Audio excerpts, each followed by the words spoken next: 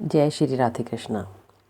पिछले अध्याय में हमने सुना था कि किस प्रकार सत्यभामा ने कार्तिक व्रत करा पिछले जन्म में और फिर उसको अगले जन्म में भगवान श्री कृष्ण पति के रूप में मिले। कार्तिक व्रत का बहुत ही अधिक महत्व है, आप सुन ही रहे हैं। साथ साथ आज हम करेंगे 7वां अध्याय और श्री कार्तिक महात्म्य 7वां अध्याय।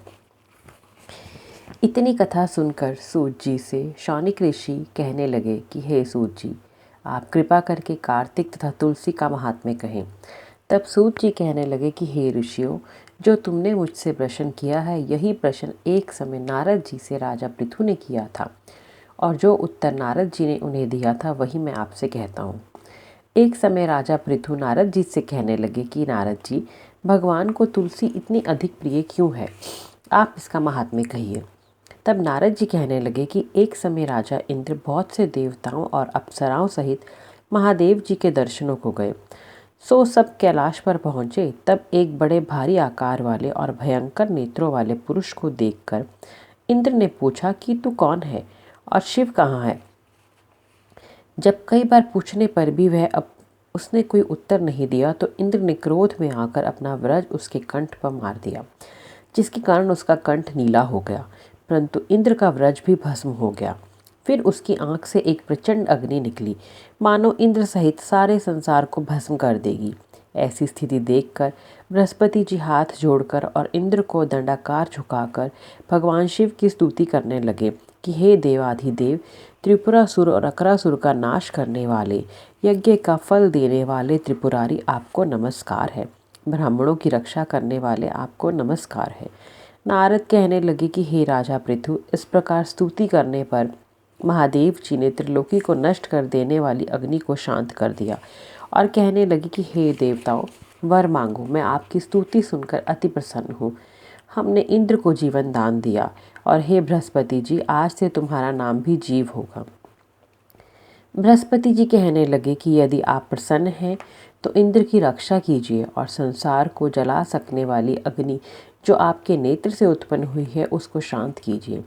तब शिव कहने लगे कि नेत्र से निकली हुई अग्नि वापस कैसे जाए, अतः अब हम इसको दूर फेंक देते हैं।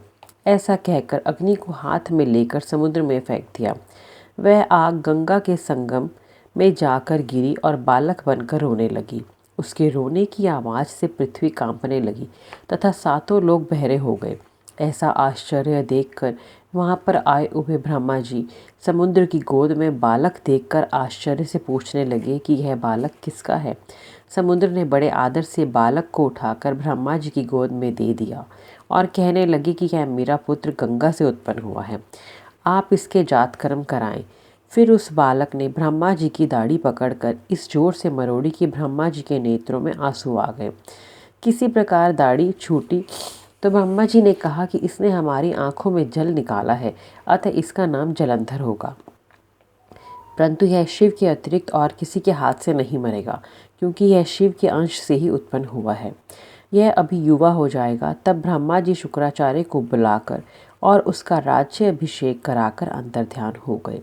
तब समुद्र ने कालनेमी की कन्या वृंदा के साथ उसका विवाह कर दिया, जो कि पतिव्रताओं में सबसे प्रथम और अति सुंदर थी। परम सुंदरी वृंदा के साथ विवाह कर जलंधर अति प्रसन्नता से दिन बिताने लगा। जब जलंधर घर आता तो वृंदा अपने हाथ से पंखा झलती, पाद्य धैर्य आचमन उसको अर्पण करती। वह अपने पति को नारायण समझकर उसकी सेवा किया करती थी। नारद जी कहने लगे कि हे राजा पृथु, तब मैं पतिव्रता स्त्रियों के कुछ लक्षण तुमसे कहता हूँ। पतिव्रता स्त्री अपने पति के दुख में दुखी और उसके सुख में सुखी होती है। परदेश जाने पर दुखी और पति के मर जाने पर सती हो जाती है। पति के पाप तथा पुण्य को आधा बांटने वाली स्त्री को अपने पति के मर जाने पर अवश्य सती हो जाना चाहिए।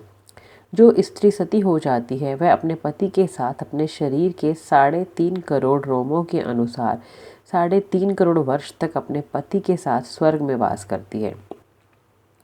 जो स्त्री सती होने के लिए जितने कदम शमशान की ओर जाती है, उसको कदम कदम पर एक एक यज्ञ का फल प्राप्त होता है। वह अपने माता पिता तथा पति तीनों कुलों को पवित्र कर देती है। जैसे सपेरा सांप को बिल से बाहर निकाल लेता है, वैसे ही वह अपने पति को नरक से बाहर निकाल लेती है। अतः पतिव्रता स्त्रियों को अपने मृतक पति के साथ ही सती हो जाना चाहिए, यही उनका परम धर्म है। इतना कहकर नारद जी बोले, हे राजा पृथु, देवताओं से डरकर जो सब दैत्य पाताल में भाग गए वे जलंधर का अभय पाकर फिर पृथ्वी पर आकर घूमने लगे। उसी समय जलंधर ने कटे सिर राहु को देखा तो उसने शुक्राचार्य से इसका कारण पूछा। तब शुक्राचार्य ने समुद्र मंथन तथा देवताओं द्वारा रत्नों के हरण की कथा सुनाई। इस प्रकार पिता का मंथन और दैत्यों का अनादर सुनकर जलंधर ने क्रोध में आकर घसमर नाम वाले दूत को बुलाकर सुधर्मा के पास भेजा। वह सभा में जाकर अभिमान पूर्वक इंद्र को नमस्कार न करके कहने लगा कि दैत्यपति जलंधर ने जो कुछ कहा है वह सब तुम सुनो। हमारे पिता का मंथन करके जो तुमने रतन निकाले हैं उन पर तुम्हारा कोई अधिकार नहीं है, अतः वे रतन हमको वापस कर दो। घसमर के ऐसे वचन सुनकर इंद्र भय और विस्मय से कहने लगा कि समुद्र सदैव हमारे शत्रु दानवों की रक्षा करता है, अतः हमने उसको मत कर रतन लिए हैं, इसलिए उन पर दैत्यों का कोई अधिकार नहीं है। दूत ने ये सब समाचार वापस आकर जलंधर से कहा तो वह अत्यंत क्रोधित हुआ और देवताओं को जीतने का उपाय सोचने लगा। उसने सब दिशाओं तथा पातालों में अपने दूत भेजकर सब दैत्यों को बुलाया और शुंभ तथा निशुंभ को अपना सेनापति बनाकर स्वर्ग के नंदन वन में जाकर इंद्र की अमरावतीपुरी को घेर लिया। तब देवता भी युद्ध के लिए बाहर निकल आए और अनेक प्रकार के शस्त्रास्त्रों से देवताओं तथा दैत्यों में युद्ध होने लगा। वे सब एक दूसरे को मार मार कर गिराने लगे। सब तरफ खून बहने लगा। मरकर गिरे हुए घोड़ों और हथियारों से पृथ्वी भर गई। उधर युद्ध में मारे गए दैत्यों को शुक्राचार्य अपनी संजीवनी विद्या से जीवित करने लगे। इधर बृहस्पति जी द्रोणाचल की दिव्य औषधियों द्वारा देवताओं को जीवित करने लगे।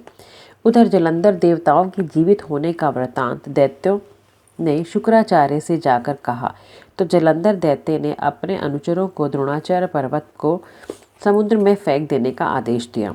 तब दैत्यों ने द्रोणाचल पर्वत को समुद्र में फेंक दिया और आकर संग्राम करने लगे। जब देवताओं को जीवित करने के लिए औषधि लेने बृहस्पति जी द्रोणाचल गए तो वह दिव्य पर्वत को ना देख देवताओं का दैत्यों के द्वारा निरंतर संहार होते देखकर घबराकर कहने लगे, हे देवताओं, शीघ्र ही यहाँ से भागो।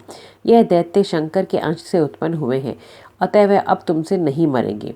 गुरु जी की यह बात सुनकर देवता भय के मारे दशों दिशाओं को भागने लगे और जालंधर दैत्य ने जीत के नगाड़े बजाने शुरू कर दिए। सब देवता भय के मारे सुमेरु पर्वत की गुफाओं में जाकर छिप गए।